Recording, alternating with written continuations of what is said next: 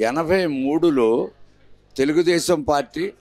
Telugu Desam party BS Jayaraj గారు, అప్పటి నుంచి టీడీపీ లేదు ఈ నియోజకవర్గంలో. తర్వాత బోండమ్మ గారు వచ్చాక టీడీపీ విపరీతంగా పెరిగిపోయింది. ఈరోజు ఆయన అంటే అభిమానులు పెరిగిపోయారు. సెంట్రల్ నియోజకవర్గంలో బోండమ్మ తప్ప ఇంకా గెలిచేవాళ్ళు ఎవ్వరు లేరు. ఎల్లంపల్లి ఆడి బచ్చాగాడు, ఆడి బొడ్డోడు. నేను ఎక్కడ ఉండేటప్పుడు నాగుల మీద శక్తి ఇండస్ట్రీల్లో ఉండేటప్పుడు 15 ఏళ్ల కిందట మాట చెప్తున్నా, ఆడి బచ్చాగాడు ఎల్లంపల్లి సీనుగాడు.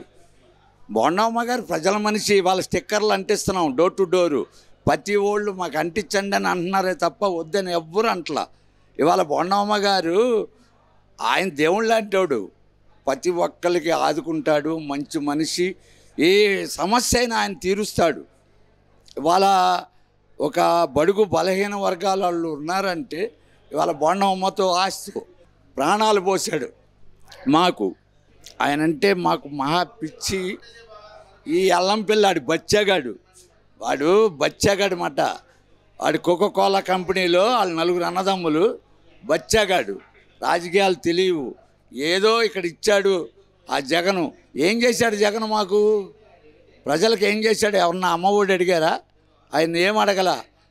ఆయన కావాలని పెట్టుకున్న రేపొద్దున ఇక మట్టిలో కలిసిపోవటమే. వైసీపీ పార్టీ ఫ్యాన్ బేరింగ్లు పోతాయి ఏంటి, ఫ్యాన్ బేరింగ్లు పోతాయి, రెక్కలు ఊడిపోతాయి, సైకిల్ వచ్చుద్ది. సార్ చెప్పండి, సెంట్రల్ నియోజకవర్గంలో ఏ పార్టీ అధికారంలోకి వస్తుంది? ముఖ్యంగా రాష్ట్ర వ్యాప్తంగా ఈ 4 పరిపాలన గురించి.